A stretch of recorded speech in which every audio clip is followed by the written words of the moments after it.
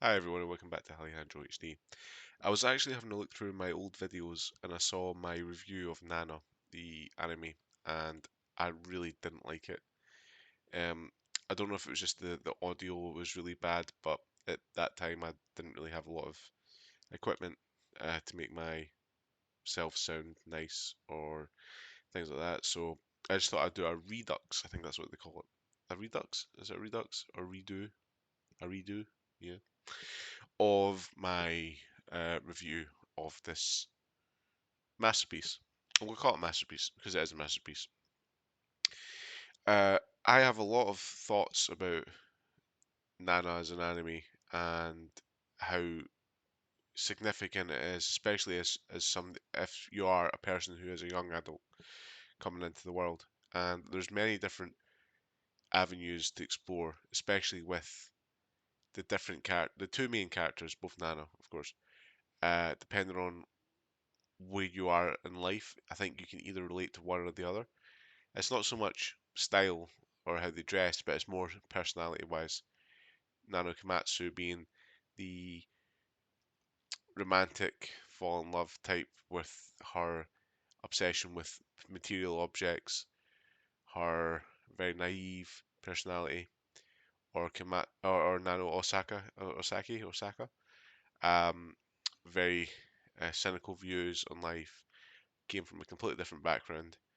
And I think that the creator, Ayazawa, she married these two perfectly and gave us a series that will just never, in my opinion, never be topped in the sense of what we see. Like there'll be things that are like that'll come out that'll be amazing, but just the specific characters are so fleshed out and yet so in depth to the point where you're just like you could either if you're when you're watching this, you could really choose to be in your mind one or the other in terms of personality, and in the sense of like not choose, but like as you can relate to either or.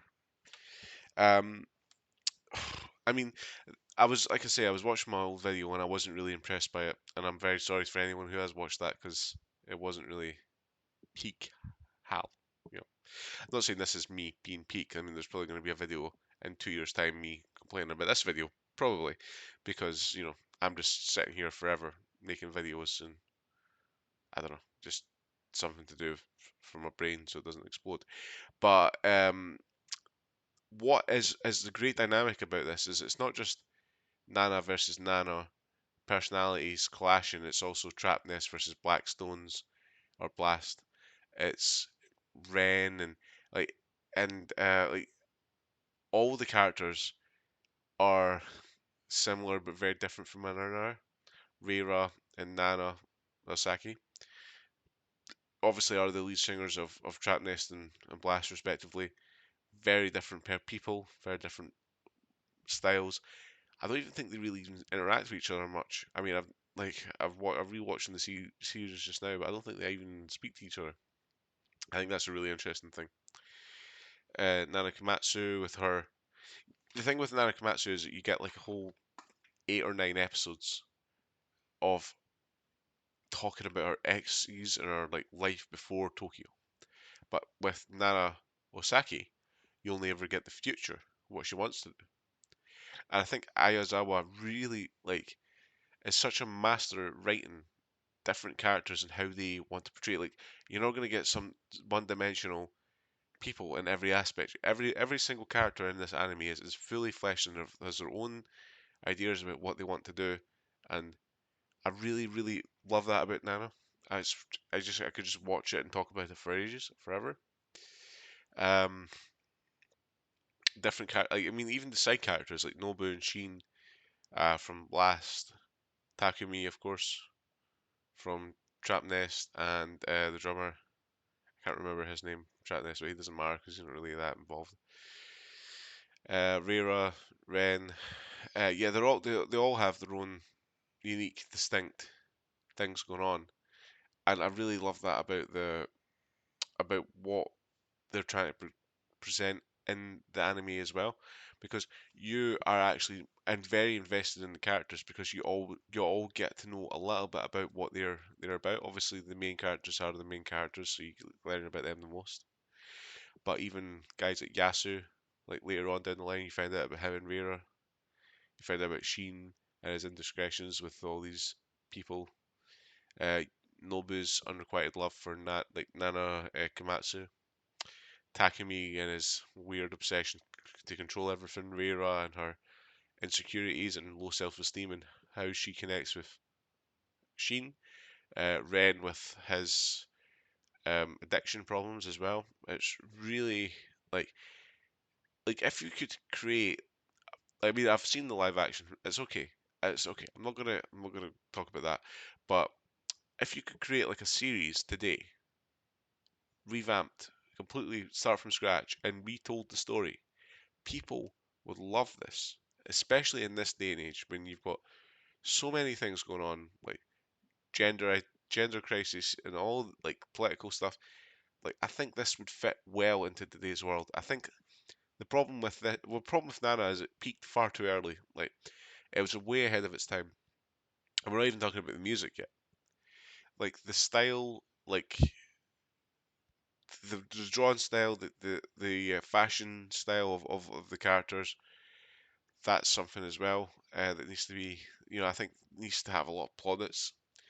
Um, but yeah, just the overall arc and feeling of the story and just how deep and emotionally entrenched it is. Especially you can sit there and watch it and you really rooting for Nana Komatsu and her love life.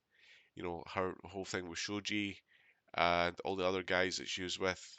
Like it doesn't feel like you're sort of dragged on with it, in my opinion. Like she wants to tell you her story and how she feels sad about these guys who have mistreated her and her naivety about it as well, because it's not all just about people being unkind to them or being sad to them, because there's a whole other part of it where they are also being naive and also being manipulative, and also there's like layers of it too. And when you're watching Nana, especially with Nana Komatsu and her like in her head, like a lot of what she says, she really has a way of describing her feelings towards a situation. Oh, I shouldn't have said such and such because now I feel guilty about saying that, or I should not have said this because of that reason. And we get an in-depth look into her personality and how she is as how she wants to portray herself as a person and things like that. Really, really good writing. Like I know that they are the two main characters, and of course we don't get to hear every single thought that goes through every single other character. And like I think if they tried to do that, it'd probably be about 100 episodes or even more. Especially when it comes to like Sheen, he's a very deep character. But we only get to see a little bit of what him and Reira try to do.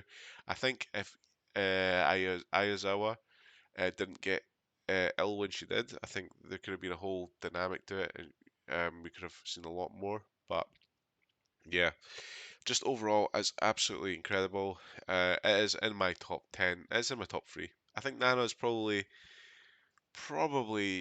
second or third in my absolute anime um, list. I don't think I'll ever complete that list, but it's definitely in the top three. Like it's always changing. But just for how intellectually brilliant it is. I mean, of course, things are never going to change. Like I'm still always going to hold Death Note in high regard, things like that. But just in Samurai Champloo and all that sort of stuff. But just this anime is just so special because I think it doesn't just entertain you, it also gives you a real perspective on life, and you could be one of these people. This situation could have happened to you, or it might have happened to you, or still could happen to you. You might get in that situation now. Like I say, it was ahead of its time, and it's absolutely excellent. 9 out of 10. Only reason why it doesn't get 10 out of 10 is because it never finished. Aizawa, get better and finish this anime, please. Go back to the old school writing and go back to the old school anime and just get animation and just get it done. Anyway, thank you guys, and I'll see you in the next one. Cheers.